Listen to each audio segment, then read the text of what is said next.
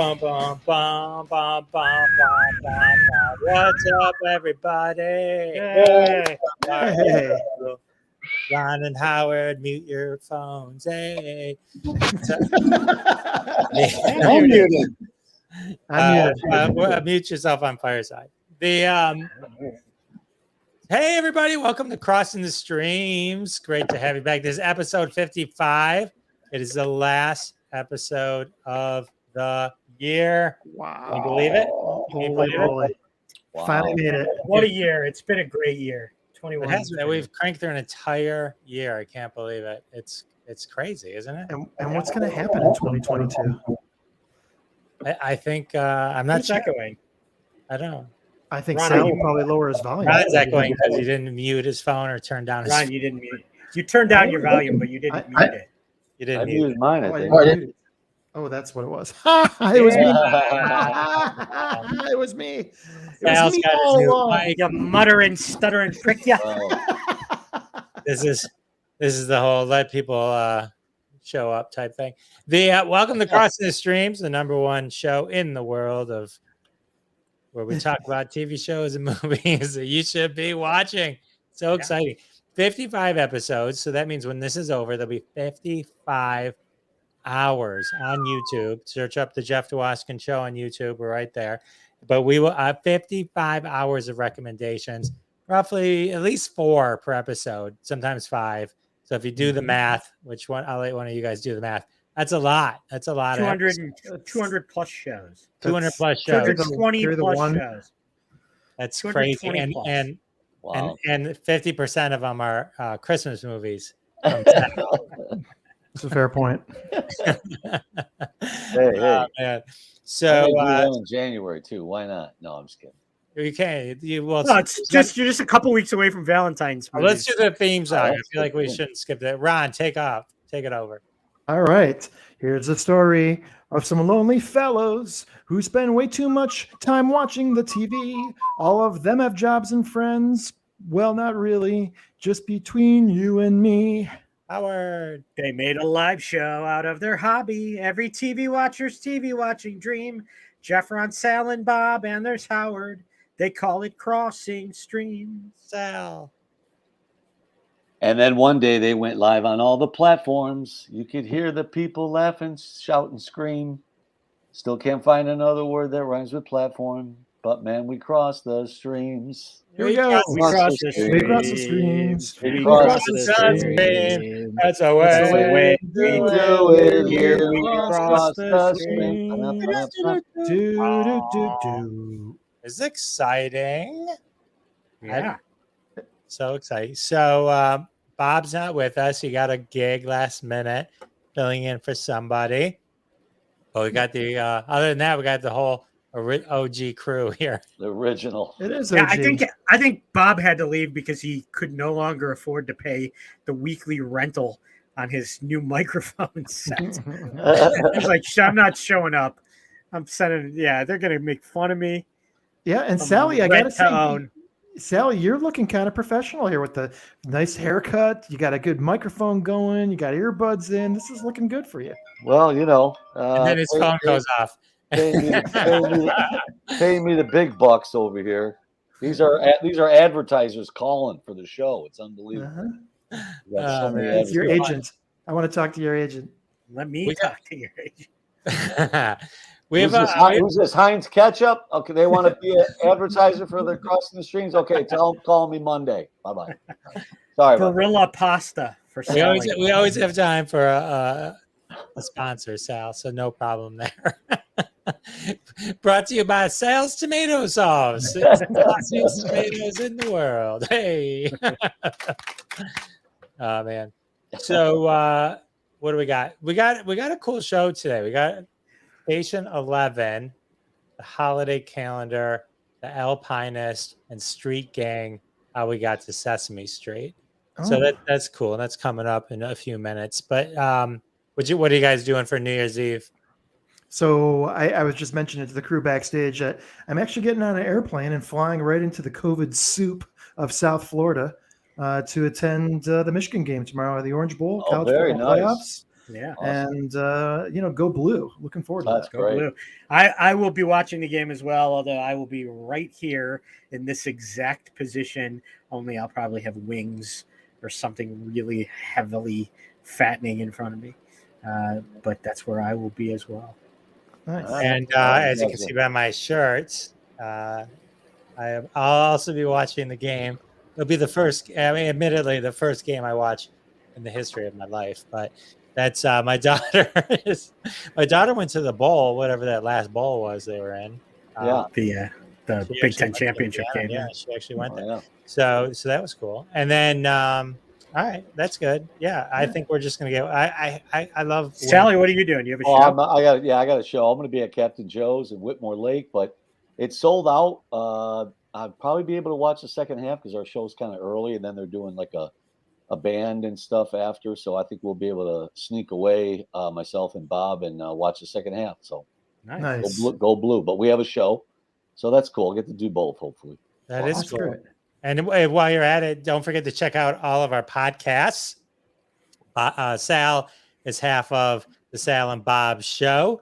Bob's not here this week, but always a regular here. So check out their podcast and check out my podcast, the Jeff Dwoskin Comedy Show, live from Detroit, on all of your favorite podcast apps. So Sally, can I just, before we jump to the next topic, I just want you to know, I was thinking of you yesterday because we made reservations down in South Florida to Prime 112. Do you know this restaurant?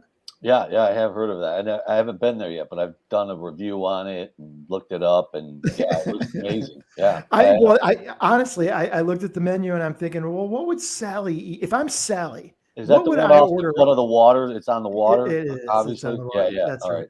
Yep, That's I know right. which one it is. So what I'm going to have to do a review when I get back. I'll do a review of how much meat and cholesterol I could take in one sitting. Well, they do. Obviously, they have great steaks, but if my memory seems right here, the lobster bisque there is supposed to be award winning. Okay. That does sound delish. That does sound delish. Large crab bisque, please. We do have a couple people on Fireside. Tim and Ray, welcome to the show. Welcome, guys. And Ray on Fireside app. We're here for you. So last week, if you missed last week's episode, which I'm sure you didn't, but just in case if you had, we talked about Red Notice, We Still Secrets, the story of WikiLeaks. Sal charmed us with a California Christmas City Lights, which is a to a California Christmas. And Howard went over The Cabin with Bert Kreischer. And so that's episode 54, and that is available on the YouTube. You can stream the whole show. Today we got a good show. We got Sal's going to charm us once again, finishing up the holiday theme of December with the holiday calendar. We're going to the streets with Rosner. He's going to talk about Street Gang, how we got to Sesame Street. I'm interested in that. Ron's going to give us a review of Station 11, and I'm going to talk about a movie called The Alpinist on Netflix. So nice. It's shaping up to be quite a show. Let's kick it off with Ron and Station 11. Station 11. Now, I will just say, this was a recommendation from my wife 5 years ago or 6 years ago as a book. And apparently this was a New York Times bestseller for a while. And it chronicles a post-apocalyptic world, ironically from a flu bug. Now, granted, this was written 6 years ago, so this is not COVID related, but wow, does this sting of COVID when you watch the miniseries. And it is interesting. It is a limited series on HBO Max. It's 8 episodes. It's not dropping all at once, so it's an episode at a time. I believe it's 5 in right now. It stars a bunch of folks that who you don't know, and that's actually a good thing. It's a lot of Canadian and European actors. The one name you will know is Himesh Patel, who I loved in the movie Yesterday. If you guys have seen Yesterday, he was the lead in that role, and he does a great job as an American kind of loser who is, I would say, kind of the lead supporting actor in the show. So now that I've kind of set that all up, again, post-apocalyptic, the show starts off as a explanation of how a young girl who is part of an acting troupe becomes homeless and then taken in by Himesh Patel, and then becomes the lead person in a traveling acting troupe in the post-apocalyptic world 20 years later. And that may sound like an interesting thing. And I'm here to tell you now, 4 episodes in, I'm tapping out. This is my negative review of Station 11 because I've given this show 4 full episodes to finally have a payoff and to take me somewhere that I was excited to go. That just isn't yet another dystopia bullshit show that doesn't really go anywhere. And I'm here to tell you that's exactly what this show is, at least 4 episodes in.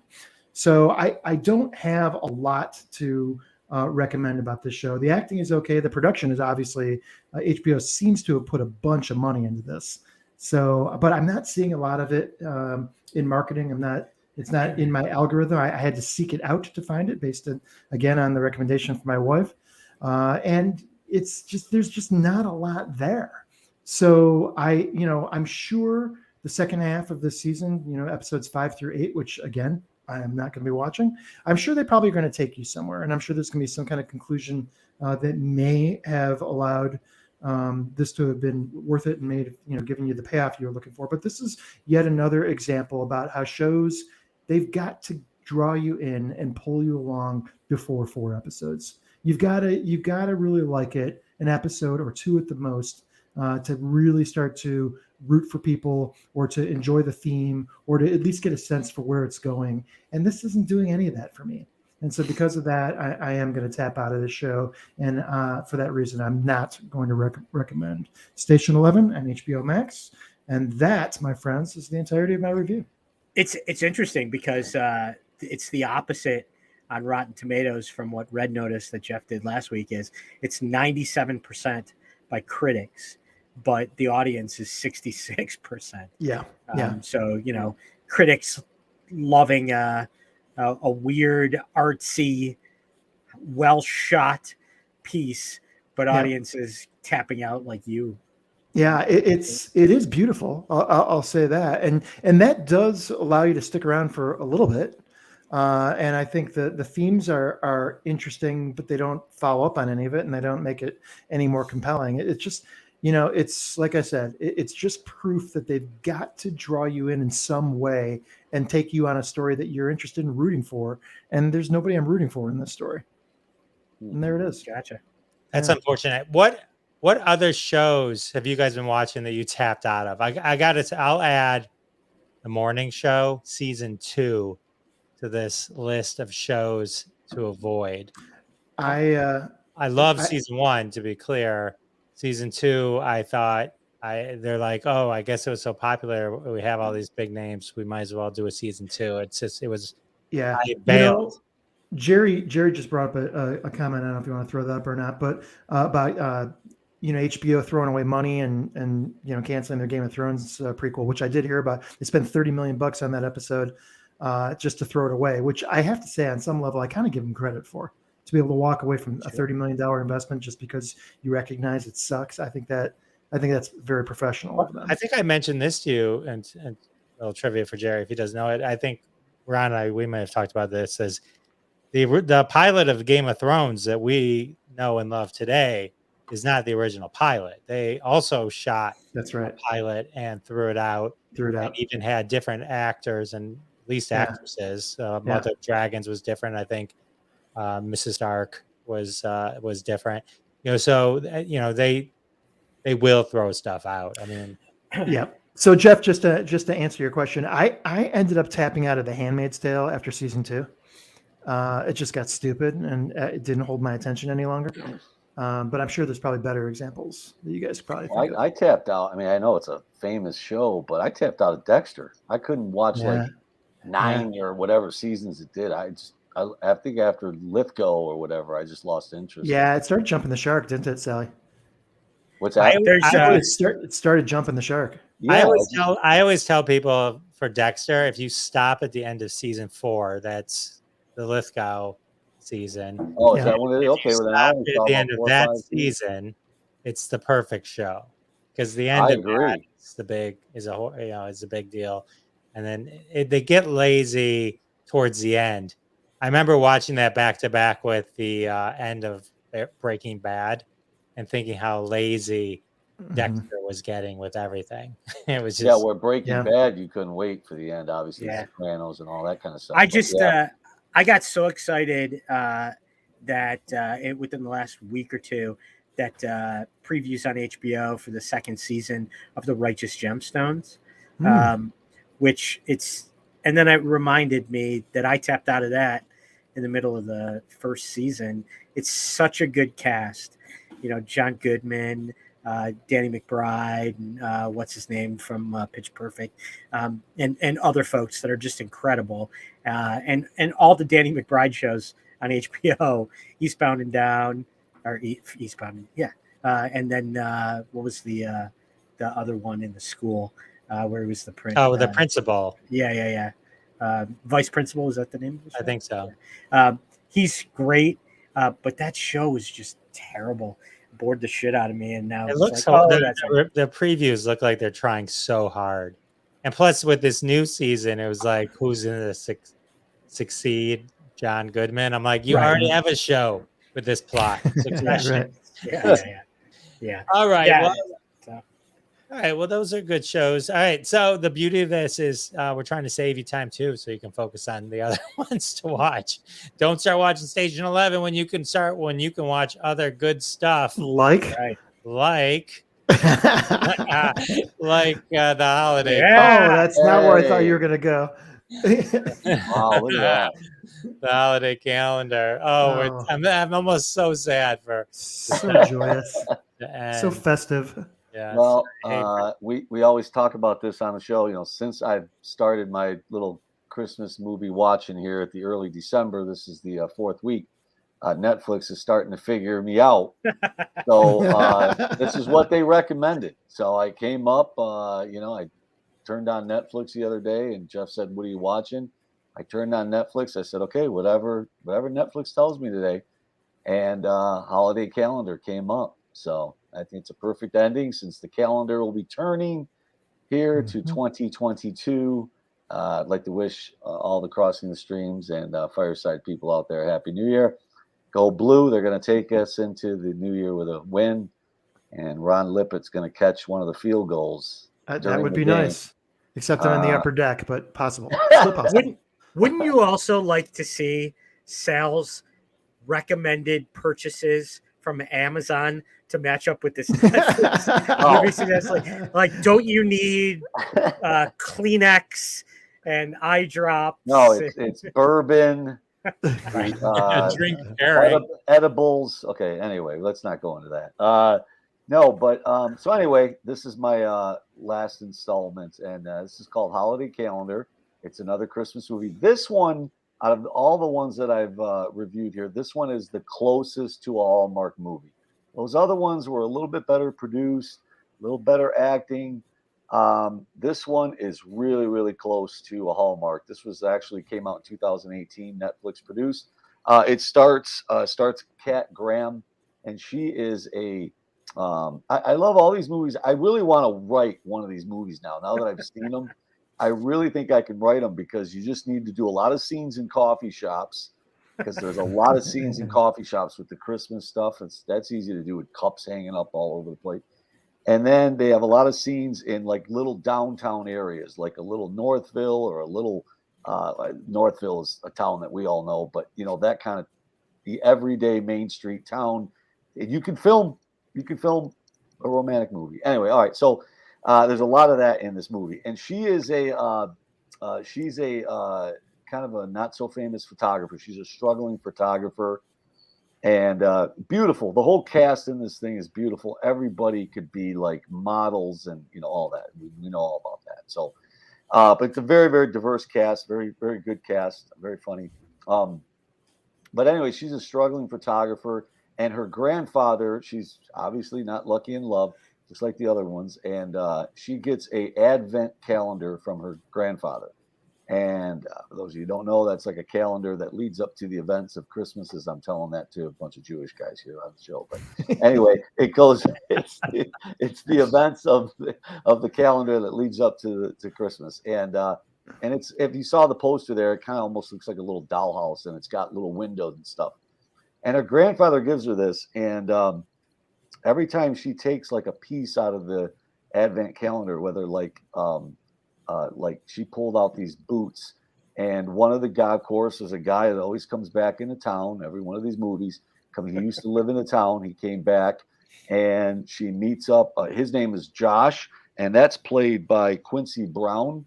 A very fine actor. He did a nice job. And anyway, he comes back into town, surprises her by going to the mall. She works like a mall. She's a photographer. Surprises her.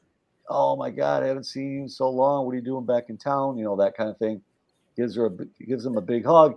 And now he becomes like her friend again, just like the other ones. And she's trying to find love. Now, the first present that she sees in this, or the first little trinket that comes out of this Advent calendar, is a boot. And this guy that comes back into town sees her like a couple days later, gives her a pair of boots.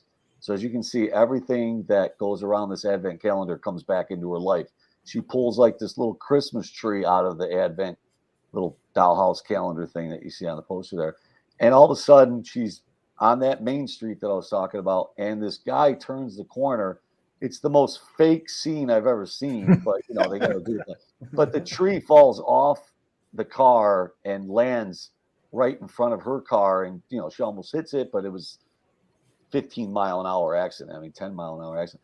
And she gets out of the car. Anyway, the little tree that came out of the Advent calendar, all of a sudden a tree almost hits her in the car. But she meets this guy, and his name is Ty, and she starts to just some weird stuff starts happening. Just like the last movie I reviewed, she goes to the hospital. She's hurts her wrist.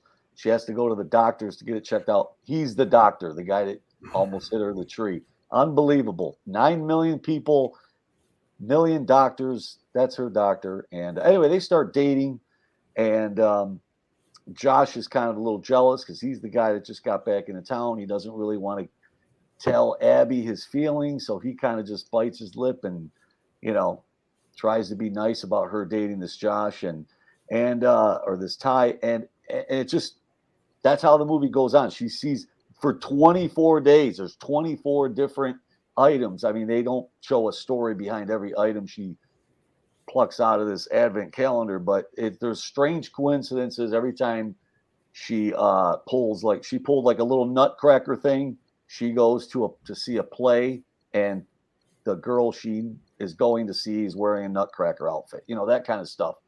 So the whole movie is that, and it's kind of drags on a little bit. I don't know if Roz seems to be a Rotten Tomatoes guy. I don't know if you could look this one up, but I think it got a horrible rating on Rotten Tomatoes, and so it does lack a lot of what the other movies I watched. It just kind of dragged on. Like I said, a very wonderful cast. If you want a diverse cast, there's very funny. 33% on 30%. So that's really bad, huh? Audience was slightly higher at 39. Okay, so there it is. That's I mean, like it just, negative tomato sauce. Yeah, it didn't move very well. I think I went and put in my fantasy lineup in the middle of this. I like went in my bedroom and just started putting my fantasy lineup in. Then I came back out, and I might have lost a couple of, the only thing I missed was maybe a couple of things she pulled out of the Advent calendar. And then at the end, as you well know, she gets in a fight with her friend, the guy that comes back into town. And she breaks up with the other guy. And then at the end is a big hoop to do, and they kind of realize that they're made for each other, and they're better than just friends. And it's a mall. There's a mall scene again. Every one of these movies has a mall scene. They have a mall scene with a Santa, and like I said, I really am going to write one of these next year. I'm going to say this one is a 3 tomato sauce jars. Oh my gosh! It did not move as well as the other ones that I reviewed. This was the worst one that I reviewed out of the 4. And like Jeff said, if you want to go back into episodes 52, 53, 54, 51, 52, 53, 54, and don't see the fourth one. You're giving this steaming pile of Christmas done 3 tomato sauce. Hang on. Sal doesn't have 2. As a holiday movie, though, if you're into those kind of movies, was it enjoyable? Because here, before you answer, I'm on Rotten Tomatoes. These are the rotten comments. Okay. Warm holiday romance is cute but predictable. I mean, yes. No, Jeff, that's a negative review. I mean, you know what I mean? It's like it's more restrained than its predecessor. Apparently, it's the sequel, which ultimately means it loses some of the candy. Oh, that's what happened. Sal didn't know the premise that came from the first one. And here's another negative one. This movie is like a sugar cookie. I happen to love sugar cookies. I do too. You know exactly what you're getting, and it has all the right ingredients, but would have been even better with a little frosting on top is all. These aren't like the most negative things. No, you know what, Jeff? Now you just brought back something. The movie has literally no even close to a swear word, no sexual innuendo. It literally is it could be a kid's romantic movie. Seriously, it is clean as a whistle. It's so that part of it is good because it's probably can be seen by a lot of 12, 13-year-old girls want to watch it. That's fine. It's a very, very clean. So Jeff, you're right. If you're guys with kids like you guys and you want to sit down and a 12, 13-year-old little girl wants to see a romantic movie that won't have anything that she doesn't want to hear or see, you're right. This is a movie like that. This is perfect for 12-year-old girls. Correct. Or Sal. Yes. Okay. By the way, in case she's watching, I have to give her credit. Last year, my mother-in-law is an unbelievable baker and makes cookies for us for Christmas every year. And she asked me what I wanted.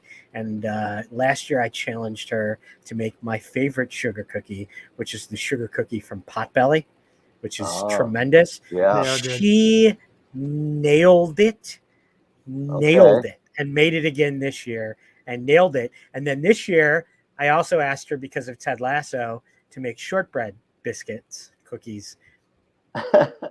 Unbelievable.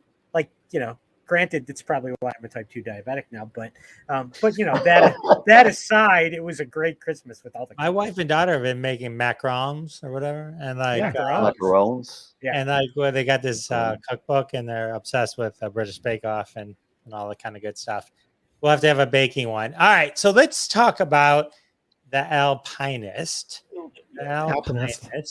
So Alpinist. The Alpinist. Let's talk. Is it Alpinist? Yes. Alpinist? Alpinist. I don't know, whatever. It's about. I discovered this because a friend, Carol, on Facebook mentioned it, posted about it, and said if you like Free Solo, you would like this movie. Mm-hmm. So the Alpine climb, just to set to climb Alpine style is to climb hard mountainous routes.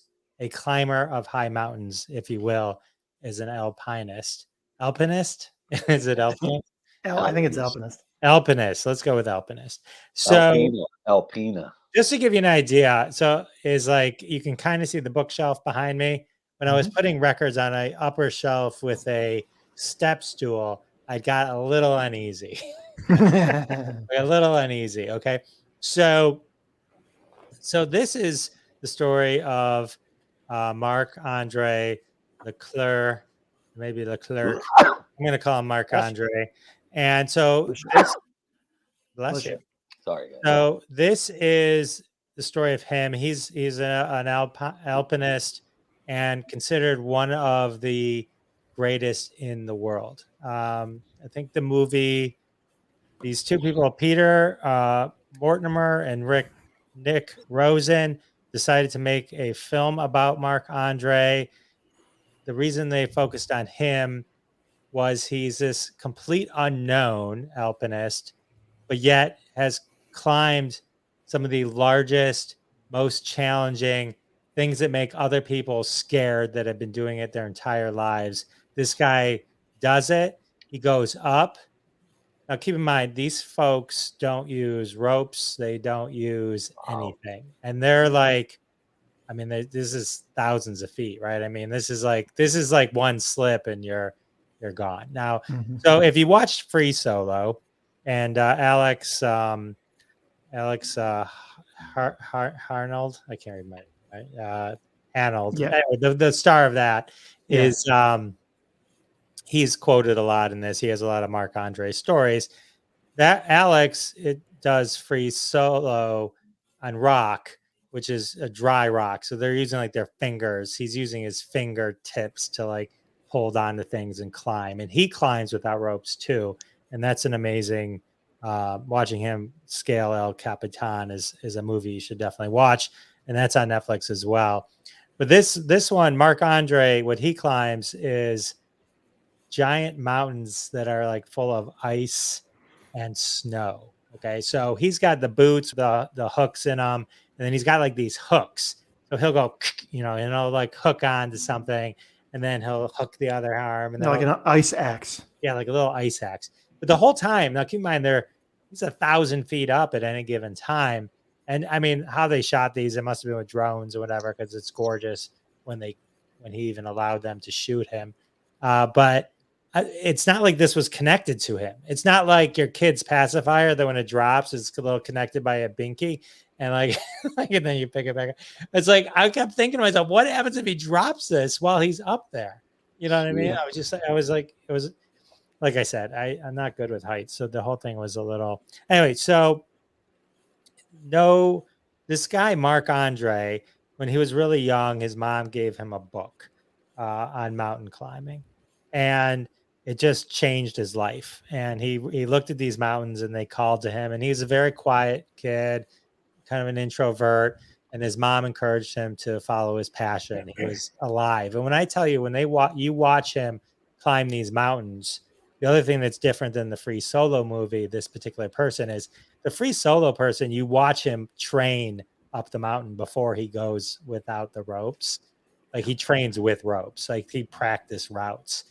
Marc Andre didn't practice routes. Like he would just go.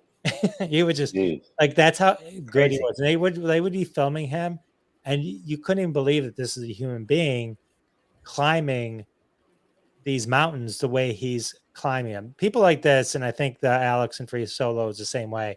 They don't have that fear that normal people have when things happen. Their hearts don't race. They can control themselves in a way much different than other people. And so here he is. He's climbing the highest heights in the world, right? And like they have all these other alpinists talking about him. Like they can't believe it. Like everything he does is a world, it's just shockwaves throughout the entire alpinist world. And half the time there's no camera, and he never even brought cameras or phones with him. So like even while these people were making a movie, he just disappears, and they're like, oh, by the way, I just climbed these 3 giant mountains, right? And they're like, why didn't you tell us? He goes, well, if you were there, I wouldn't be alone. I wouldn't be a soloist. Or I wouldn't be soloing. And so that's how pure this guy is, Marc Andre. So a lot of the movie focuses on Tori Edgar. It's in Patagonia, and he's going to be the first person to solo it in the winter. Okay. Wow. So most people do this non-winter time. He's going to do it in the winter. So he goes up, and the only time he has like a backpack on, right? All he has is his backpack. He goes up there, and then when he's a million feet up, he's like 4, clicks or whatever to the top, but he's got to stop. He's got to sleep. And then, so they hang from the mountain and sleeps. Which is crazy. It's crazy. Yeah, that's insane. So, and then the snow comes in. And keep in mind, they waited for this snow pattern to come in. Snow comes in. He can't do it. They don't talk a lot about how they get down, which to me gave me just as much anxiety. But apparently they rappel down. And he comes back down. And instead of leaving, he waits. And he's like, oh, wait, there's a small window of weather coming. And so he says, okay, well, since I already did it once, I now know the path. So keep in mind, like the first time he did it, he just went, right? So now when it says, I know the path, I can do it, and I can do this all in one shot. So he doesn't take any of the equipment with him. He has like barely anything in that backpack, but nothing to sleep with, none of that stuff to hang with, all that. He just takes and he just basically flies up that mountain. This never done before thing. He basically does it all in a day and then comes back down that day because he's like, I know it, I can do it. And he was right. And, oh yeah, he did it. And so I mean, it's just crazy. And then he did this other thing called the Emperor's Face in Mount Robson, and it's just absolutely incredible. And then there's a lovely story also about his girlfriend Brett Harrington and their nice relationship. Now keep in mind, this guy Marc-Andre doesn't have a car. They sleep in tents. I mean, this guy is as nature as you can get. And there's something so pure about it. And the movie really kind of, the message I took away from the movie was, when you there's something you want to do in life and you're meant to do, just go all in and do it. And you have to enjoy life, and you have to do everything that you're meant to accomplish. This movie, unlike the last one we talked about, has a 93 critic and 97 audience rating on Rotten Tomato. It's fascinating. I had the same, issues that I watched when I watched Free Solo, issues is my personal issues, which is I get such anxiety watching people on these mountains without ropes. They're so high up. I mean, let's be honest. You only have to be 15 feet up and fall, and you could die. Right? Let alone, like as high as these people are going without ropes and no clear way down, without all that hassle. But anyway, I totally recommend it. If you haven't seen Free Solo, make it a double feature. This is only a 90-minute movie, so it's really great to kind of digest and take in. And I think Free Solo is probably only about a 90-minute movie also. So I definitely recommend both those. This one's focusing on the Alpinist, but definitely check this out. This Marc-Andre, it's inspirational. It's a great story. I highly, highly recommend it. So Jeff, you may remember that in addition to Free Solo, I had talked about it on a previous Crossing the Streams, Meru, which was produced and filmed by Jimmy Chin, who is the photographer who did Free Solo, right? So when you said that you were going to do The Alpinist, I'm like, I immediately looked it up thinking this was going to be another Jimmy Chin film. Because his filming is just gorgeous, and I think that's half when you view movies like this, shows like this, that just it's so awe-inspiring, the video of what these people are doing. But I see that it's not a Jimmy Chin film. It's actually Peter Mortimer is the filmmaker. So I guess my question back to you is, would you describe this? Is it a beautiful film, or is it more of or is it not that kind of movie? It's both. It's beautiful, and it's a really great. It really gets into this Marc-Andre and his relationship with Brett and the other climbers, alpinists, reflecting on and telling stories about Marc-Andre and how they felt about him. And so it was a good combination of both. It felt like the same kind of movie, but completely different because it's different people. It's a different type of climbing. And so, I'm sure there was just respect amongst each other because Alex from Free Solo was in this movie telling stories. So one last thing, and I'll open it up to the floor. It just happened this morning, completely coincidentally. I didn't even know you were going to be doing this movie.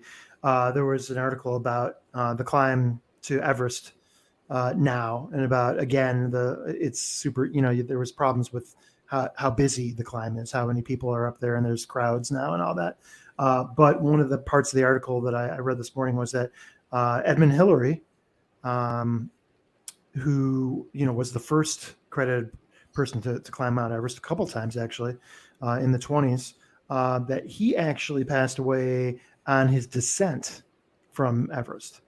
And they talk about the fact that the descent is almost more dangerous than than the ascent, right? So I have to believe if you're not using any kind of ropes or any kind of safety equipment of any kind, that even makes the descent even more.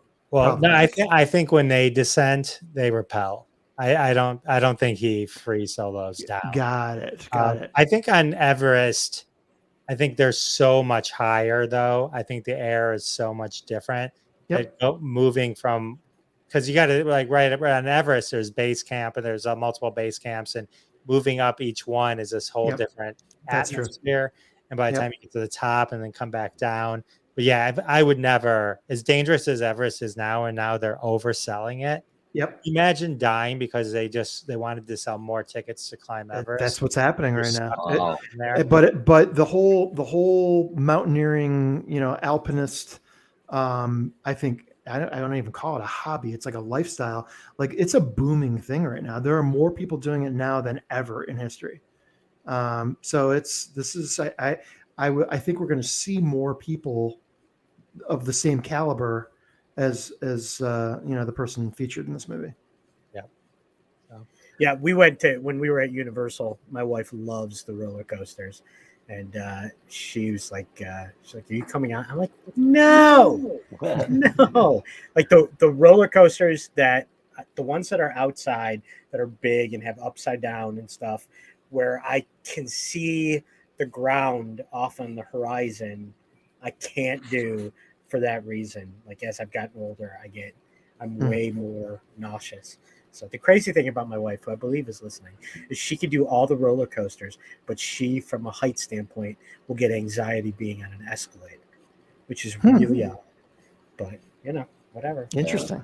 I hate all that stuff, man. I always edit the escalator. The classic Mitch an escalator Mitch Hedberg joke. An escalator can never break. It can only become stairs. Yeah. All right, let's move on to the next show. The final. Street Gang. How we got to Sesame Street. This actually looks fascinating. Yeah. So this is an HBO Max. This is an HBO Max documentary. I will just start out from the front by saying I really, really loved this movie. Very informative, really informative, but also emotional. I cried at one point. And so, look, Sesame Street started in 1969. So all of us on this show, or most of us at least on this show, we were raised on Sesame. We were the first generation raised on Sesame Street, truly. And there's so many moments in the show where it's just clips. And I went, oh my God, I remember that. It was so, like the nostalgia of it was so strong. But it's also so informative about how important this show was. So the gist of the documentary really focuses, I think a lot of people still connect Jim Henson and the Muppets as the creative voice of Sesame Street. And while he was a huge part of it from a creative standpoint, there were a couple of people that were more important. Really, the woman who championed the show was a woman named Joan Cooney. And she was a TV executive, and she was approached in 1966 by the Carnegie Institute about wanting to, they had done studies about the educational system, especially of inner city or low socioeconomic children, and how far they were behind. Like one study that they talked about was when they hit kindergarten or first grade, at the start of the school year, they were 3 months behind kids from higher economic areas. By the end of that first year, they were a full year behind in reading, writing, and arithmetic. So the Carnegie Institute wanted to try and do something, and TV had taken off. And they came to her and said, do you think TV can make a difference? And she said, I don't know.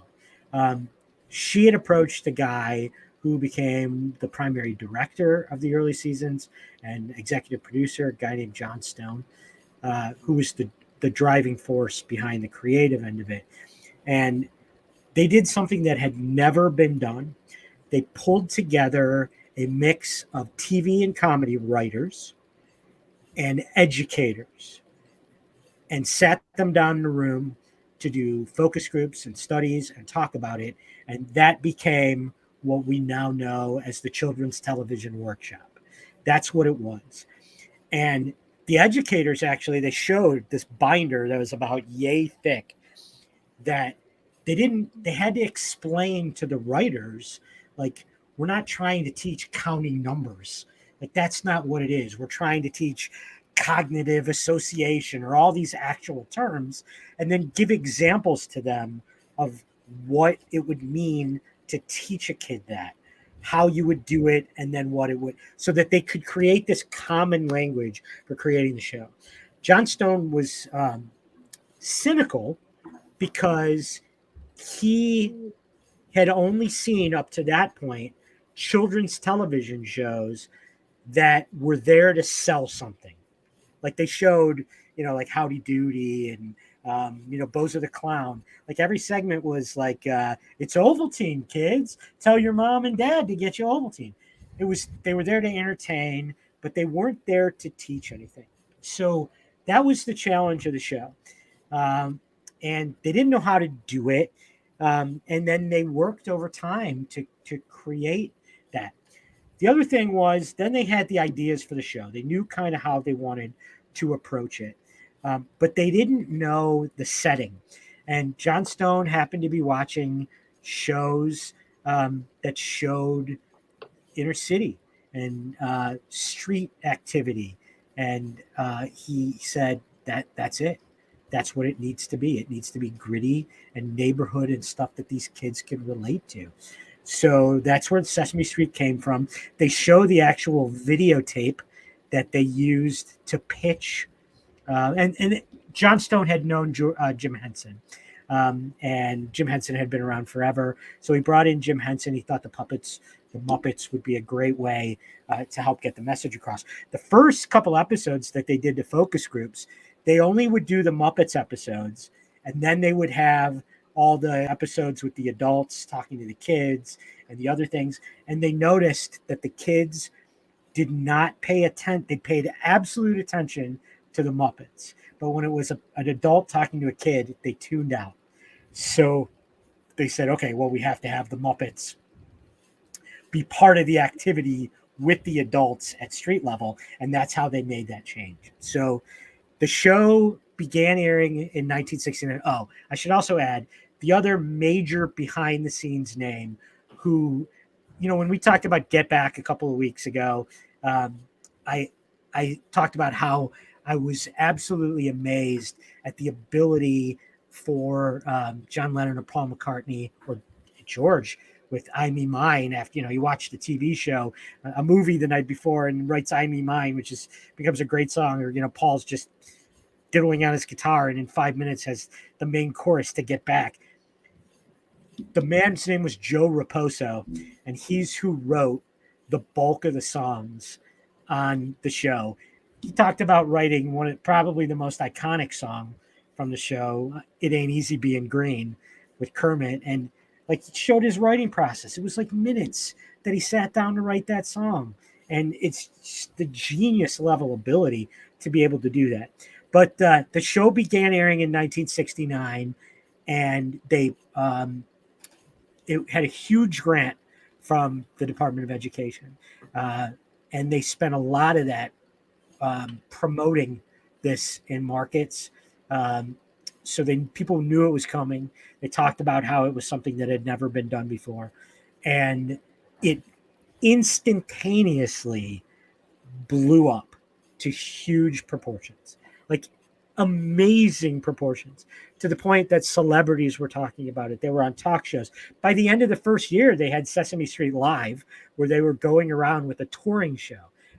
Amazing. One of the things they do talk about is in that first year, a huge controversy, because the other thing about the show was not only groundbreaking in how they were reaching kids and teaching kids to read, teaching kids to write, teaching kids the alphabet, multiplication tables, all those things.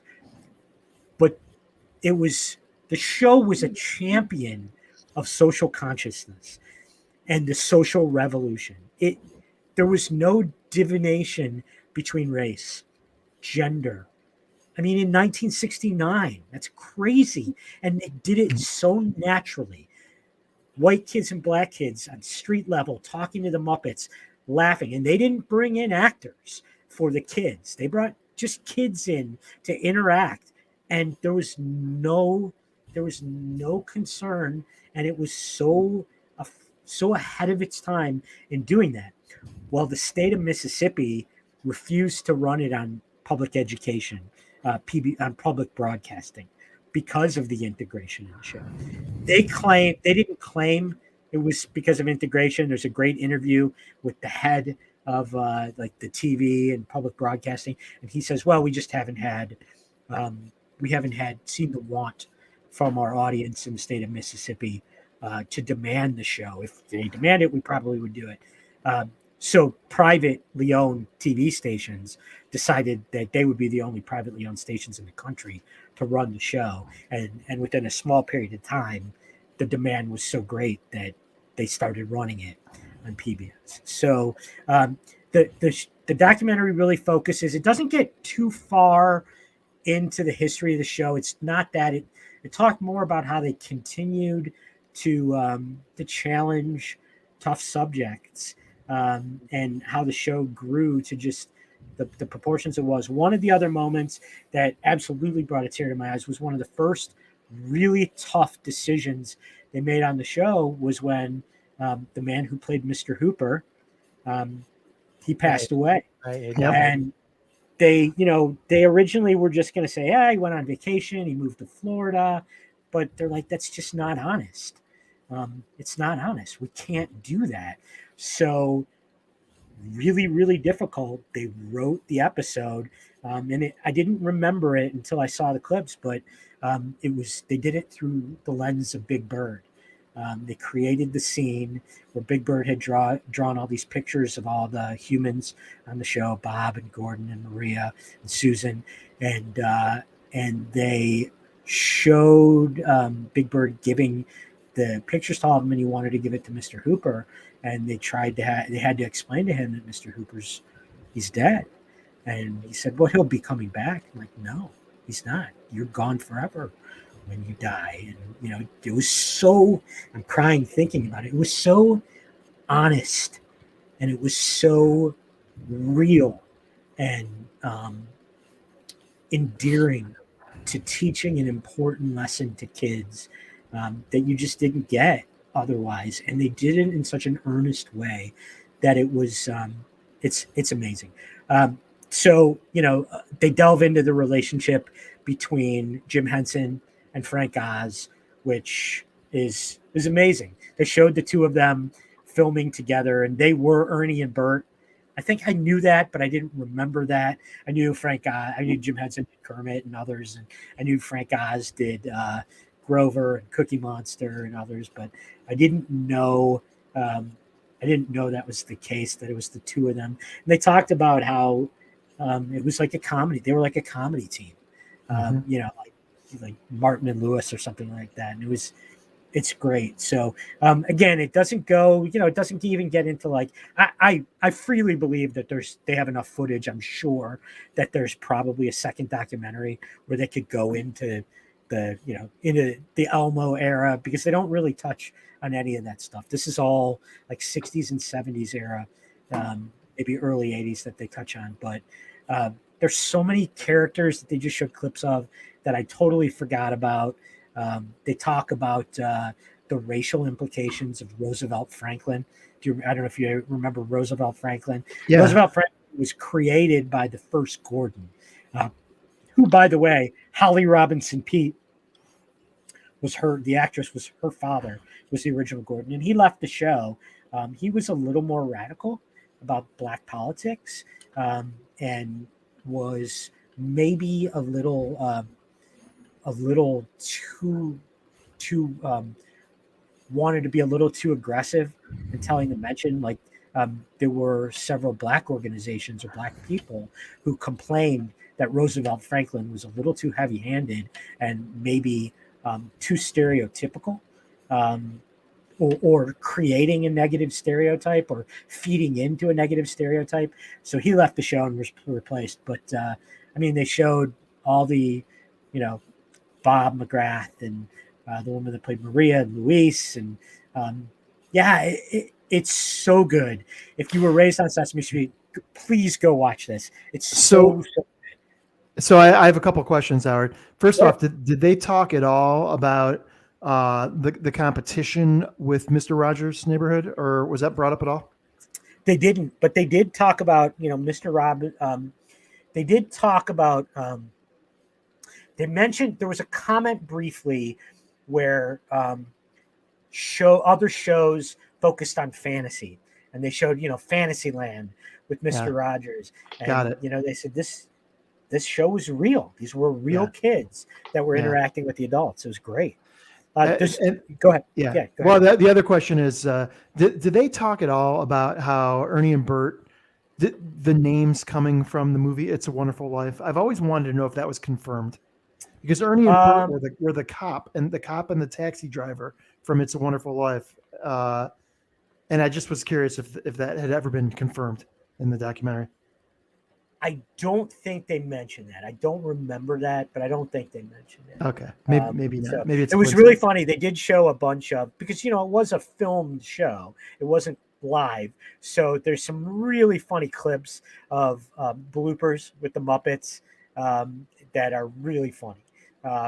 Just shooting the shit about stuff and mess ups, and it's really, really so good. And again, heartwarming, and it was literally a television altering show. I mean, it created a genre that never existed, and not only that, but legitimately changed the lives of millions of kids. Clearly, it changed Sal's life.